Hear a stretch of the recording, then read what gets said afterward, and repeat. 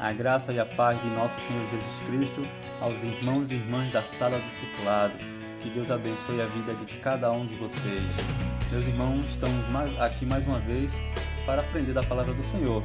Estamos felizes porque nós terminamos a revistinha Crescendo na Vida Cristã, volume 2. E foram lições muito boas, de muito aprendizado.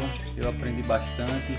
Espero que cada um de vocês tenha aprendido também, tanto com o pastor Domingos, também com o professor Marlos, e também espero que eu tenha contribuído para o aprendizado e o crescimento de vocês na caminhada cristã, né? Então eu quero orar nesse momento, né? Agradecendo pela nossa vida, pelo aquilo que a gente tem aprendido diante do Senhor. Então vamos orar. Senhor Deus, louvado seja o teu nome. Queremos te agradecer, ó Pai, por esse momento que passamos juntos aprendendo essas lições, ó Pai, que tanto nos ensina a tua vontade e a cada dia, Senhor, crescer diante da tua presença. Que o Senhor abençoe a cada irmão e irmã da sala do discipulado, abençoe, Senhor, a igreja como um todo, e que a cada dia, Senhor, nós possamos estar fortalecidos na tua presença. Que a gente possa, Senhor, retornar com segurança aos cultos e aos presenciais, que o Senhor, ó Deus, possa estar afastando de nós tanto essa doença da pandemia como todas as outras, nos livra de todos os males, ó Pai. E nos dá mais sede de aprender de Ti, Senhor, nos dá mais conhecimento, ó Pai, da Tua Palavra, para fazer somente aquilo que Te agrada. Abençoa cada um de nós, eu te peço no nome santo de Jesus. Amém. Meus irmãos, então, como eu falei, nós encerramos a revistinha, né? E o pastor ainda está providenciando e analisando como será daqui para frente as próximas aulas, se nós vamos adquirir uma outra revista, se as aulas já vão voltar ao presencial ou não, né? Mas hoje eu pensei em meditar com os irmãos sobre o porquê nós somos batistas, né? Nós vamos falar um pouco sobre a história dos batistas, né? E sobre aquilo que os batistas creem. Então, meus irmãos, o texto base da lição de hoje se encontra em 2 Timóteo, capítulo 1, o verso 13, que diz: retenha, com fé e amor em Jesus Cristo, o modelo da sã doutrina que você ouviu de mim. Então, esse verso, meus irmãos, aqui é o apóstolo Paulo falando para Timóteo, né? Timóteo era o seu discípulo. Ele estava dizendo assim: Timóteo, você tem que guardar com fé e com amor o modelo da sã doutrina que você ouviu de mim, né? Então nós sabemos que Jesus, ele escolheu os seus apóstolos para passar os ensinamentos para ele e a partir deles, né, essas verdades chegarem a todo mundo, né? Então Jesus ensinou aos apóstolos, os apóstolos levaram esse ensinamento até chegar a nós hoje, nos dias atuais, né? Então nós vivenciamos hoje o ensino apostólico, né? Que foi o ensino passado para Jesus para aqueles os servos que ele escolheu. E o apóstolo Paulo era um apóstolo, foi um servo escolhido por Deus para levar sua palavra. Ele está dizendo aqui a Timóteo, que era o seu discípulo, para guardar com fé e com amor a sã doutrina. Então a sã doutrina é o ensinamento correto da palavra de Deus.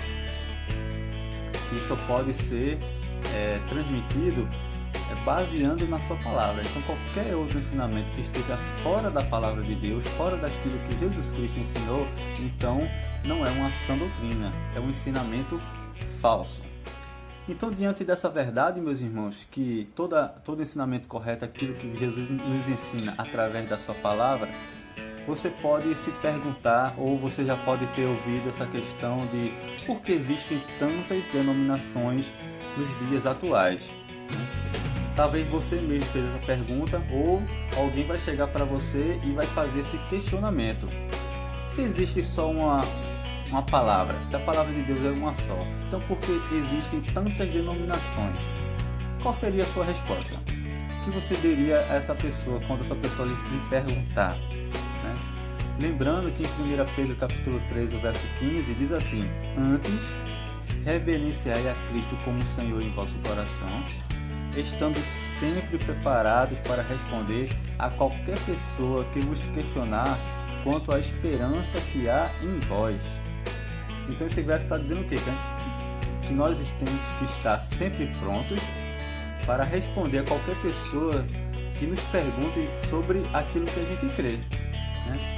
Então é por isso que existe a Escola Bíblica Dominical, que é para dar condições ao servo de Cristo de aprender mais, né? De se capacitar mais, de obter mais informações, de crescer tanto espiritualmente, mas também intelectualmente, né? Para que a gente seja capacitado de responder sobre aquilo que baseia a nossa fé, né?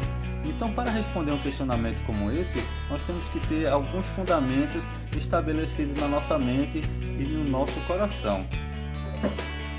Então, a primeira coisa é que a gente tem que ter convicção que nós somos pessoas que foram perdoadas pela graça salvadora de Jesus Cristo. Então, Jesus, pela sua graça, né, nos perdoou, e através da fé, né, nós recebemos a salvação em Cristo Jesus.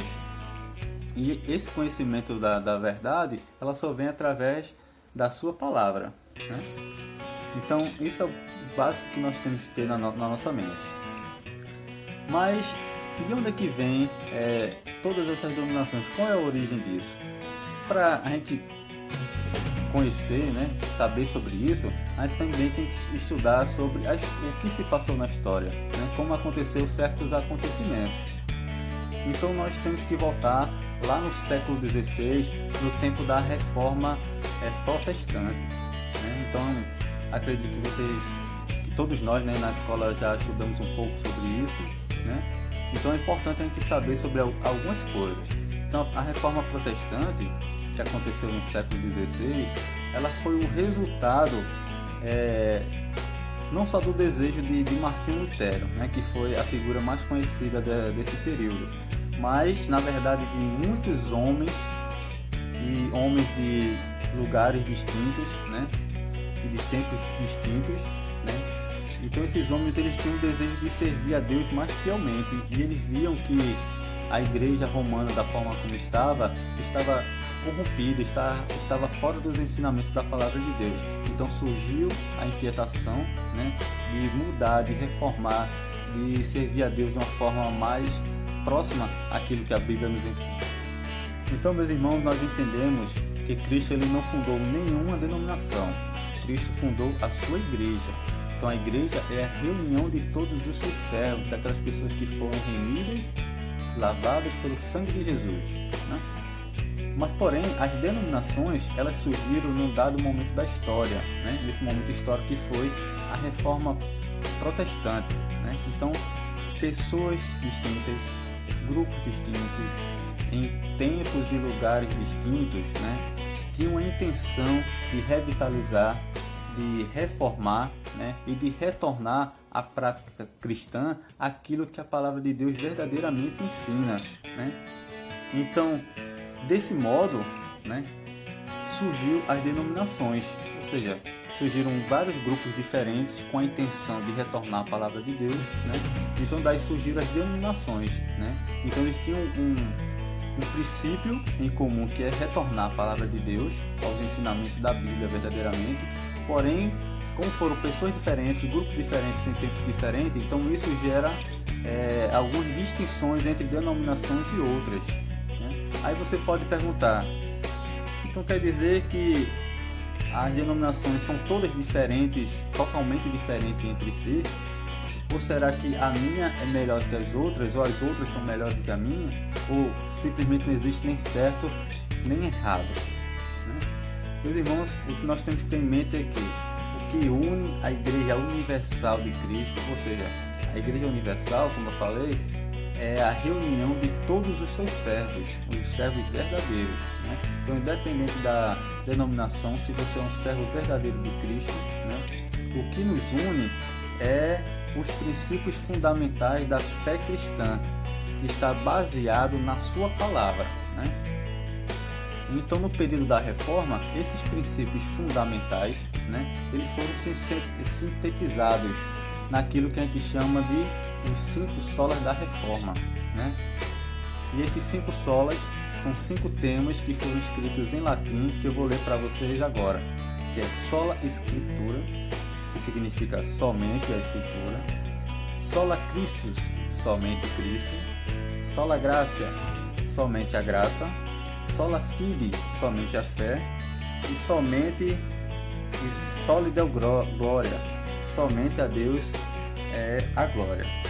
Então esses 5 solas, eles têm como objetivo sintetizar os princípios fundamentais que os cristãos devem seguir.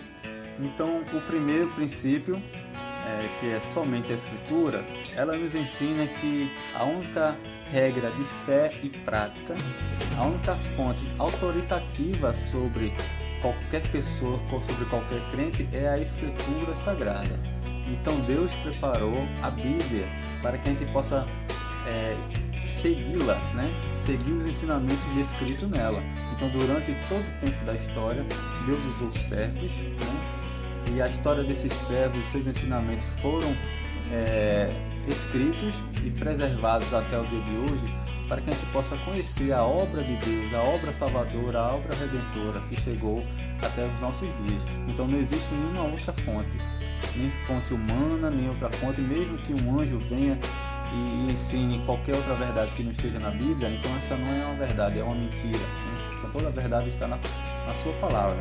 Então somente a Escritura. Então somente Cristo.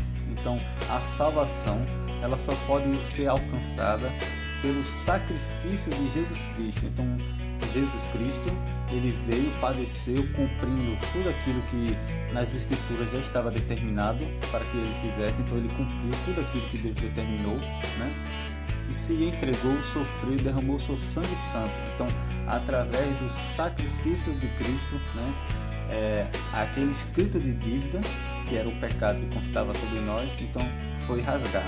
Então, somente por Cristo a salvação. Sola graça. No sola graça nós aprendemos que é pela graça de Deus que nós alcançamos a salvação através do sangue de Jesus Cristo. Então, não é por merecimento. Quando fala em graça, está dizendo que é um favor imerecido. Então, pelo seu rico amor com quem nos amou, então Deus preparou todo esse enredo, cujo protagonista é Cristo, para que nós pudéssemos ser perdoados e alcançados pelo amor de Deus. Então é só pela graça, não é por merecimento próprio, nada que eu possa fazer, nada que eu possa comprar, nada além da graça de Deus. Então é só pela graça e pelo amor de Jesus Cristo. É só a fé, Então só a fé, como completa a obra de Cristo, Então Cristo ele vem e morre pela graça de Deus, e pela fé nós alcançamos essa graça, como está escrito lá em Efésios capítulo 2, pela graça sois salvos mediante a fé. Isto não vem de vós, é dom de Deus, não vem das obras para que ninguém se glorie. Então, através da fé, mediante a fé, nós recebemos a graça de Cristo Jesus. E somente a Deus dê a glória. Então, a Deus na sua trindade, a pessoa da trindade, Deus Pai, Deus Filho, Deus Espírito Santo é único que merece glória, louvor e honra. A nossa vida deve ser dedicada a esse Deus que é o Criador de todas as coisas e também o autor e consumador da nossa fé, e foi através dessa graça que nós alcançamos a salvação. Então somente a Ele dê glória. Então esses 5 solas resume bem aquilo que os servos de Deus devem crer. Então, a igreja verdadeira é aquela que observa a palavra de Deus de forma fiel, mantendo a sã doutrina, como o apóstolo Paulo falou, E a sã doutrina foi passada para os seus apóstolos e chegou até os nossos dias. Então, há diferenças de entendimento e doutrinas secundárias que não comprometem a salvação, e também diferentes usos e costumes que não firam os princípios bíblicos nos diferem em denominação, porém somos o mesmo corpo de Cristo, né? Ou seja, então as diferentes denominações têm algumas percepções sobre algumas doutrinas bíblicas, né, que são distintas. Quando essas doutrinas elas não são essenciais para a salvação, né, então nós chamamos de doutrinas secundárias. E também quando existem usos e costumes, né, está relacionado à cultura, né, de cada igreja, também à cultura de cada país, né? Então cada igreja vai ter a sua cultura local, vai ter a sua cultura do país que você está, né? Então esses usos e costumes, desde que não fira aquilo que está na Bíblia, né? Então isso não impede da gente se chamar de irmão, nós continuamos sendo irmãos. Um exemplo disso é, por exemplo, na minha igreja usa saia, né? As mulheres usam saia. Já na outra igreja lá não se permite utilizar, né? Então isso é uma questão de uso, de costumes, né? Isso aí não impede de nós nos chamarmos de irmãos.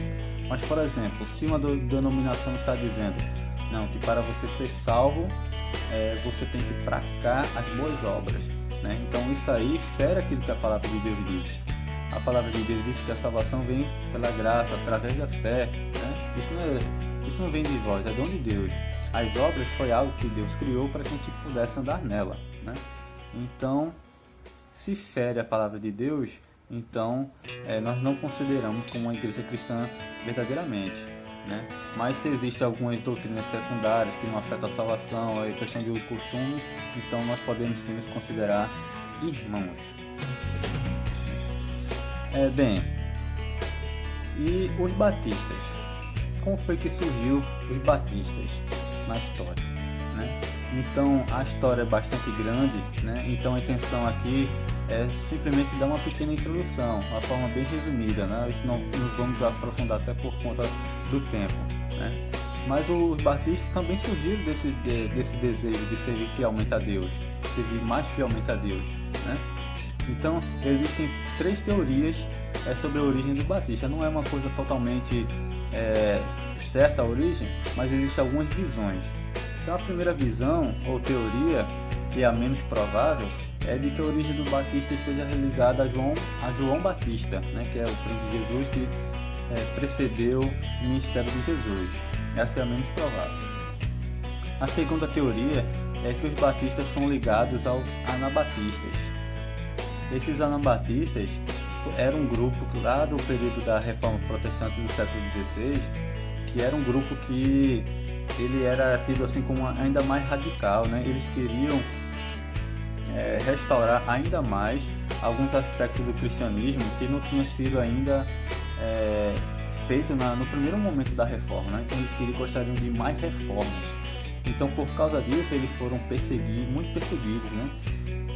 E a história dos anabatistas, né, fala sobre muitas mortes, muitas coisas que aconteceram naquele momento, porque eles estavam defendendo um rigor ainda maior, né? Então, algumas pessoas acham que nós estamos ligados aos anabatistas. E anabatistas significam aqueles que batizam, né? Ou seja, porque eles acreditavam que aquele que se convertia tinha que batizar novamente. E a terceira teoria é que surgiu no século XVII, na Inglaterra, através de irmãos que defendiam um governo congregacional. É aquele que a congregação se reúne, né, para votar todos aqueles que são membros, né, eles têm direito ao voto, que esteja em comunhão, né? Então, é exatamente como acontece na nossa igreja, né? Então, as decisões são tomadas de forma congregacional, ou seja, toda a igreja ali vota sobre os determinados temas. Então, eles defendiam a divisão entre igreja e Estado, batismo das pessoas não convertidas, ou melhor dizendo, batismo das pessoas que se convertiam, né? E o não batismo de crianças, né?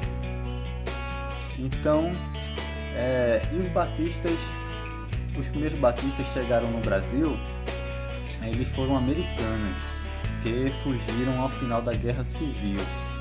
Então, os Estados Unidos estavam passando pela Guerra Civil Americana, né, que eram os estados abolicionistas contra os estados escravagistas, né? Então isso gerou muita morte lá.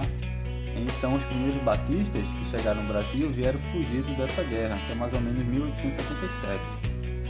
E em 1881 foram enviados para o Brasil pela junta de Richmond um missionário, William Buck Begbie, para iniciar oficialmente o trabalho batista no Brasil, né? Então, os batistas já estavam bem difundidos nos Estados Unidos, né? Aí no final da Guerra Civil, né, alguns fugiram para o Brasil e começaram a viver aqui no Brasil, mas oficialmente foi enviado um missionário em 1881, que era o William Buck, para começar o trabalho aqui no Brasil, né? Então esse é um resumo da história, ainda tem muito mais outros fatos que é nossa intenção trazer aqui nesse momento.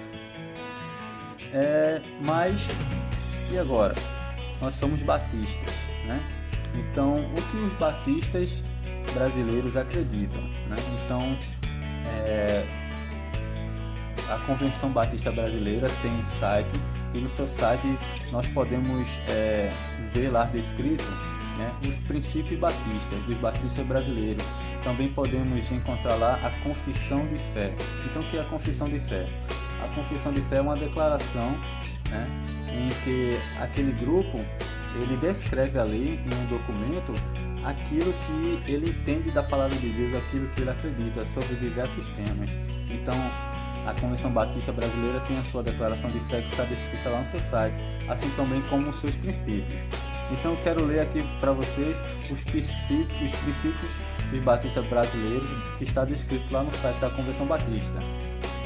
Primeiro princípio: a aceitação das Escrituras Sagradas como única regra de fé e conduta. Então a palavra de Deus é a nossa única regra de fé e conduta.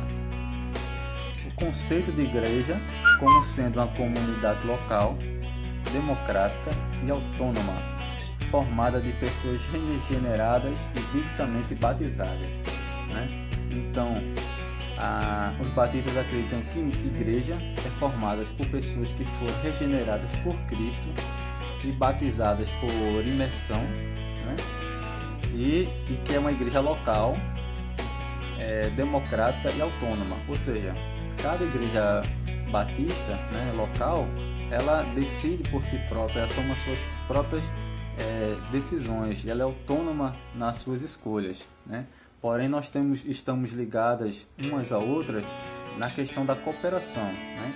Então, a igreja batista tem uma forte característica de cooperar entre si, né?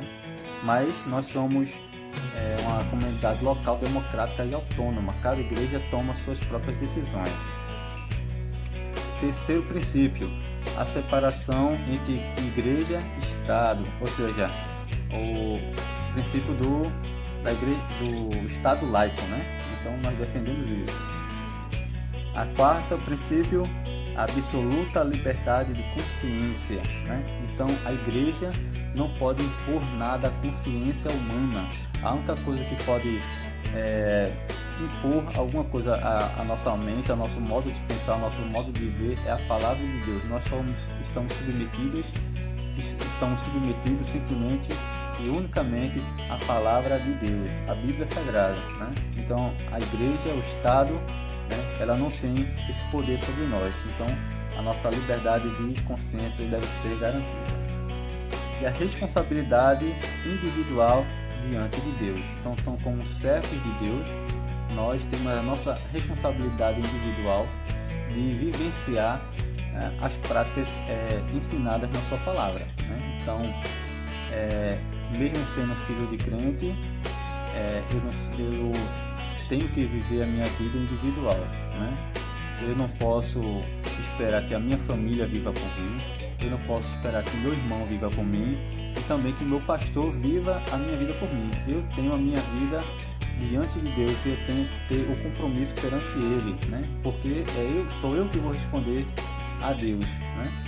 Então, a nossa responsabilidade é individual. E sexto, a autenticidade e apostolicidade das igrejas. Então, as igrejas verdadeiramente cristãs, né? Os batistas acreditam que elas são autênticas, né? Porque elas devem seguir os ensinamentos apostólicos, que foram, como eu falei no princípio, os servos escolhidos de Deus para proclamar o Evangelho, as boas novas a todo mundo, né? Então, as igrejas que seguem a palavra de Deus, elas são autênticas, né? E seguem os ensinamentos apostólicos, né? Então, esses são alguns princípios dos batistas brasileiros, né?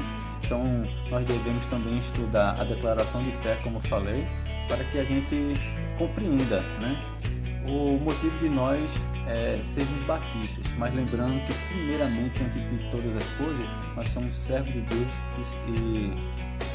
e seguimos aquilo que na palavra de Deus está descrito, né?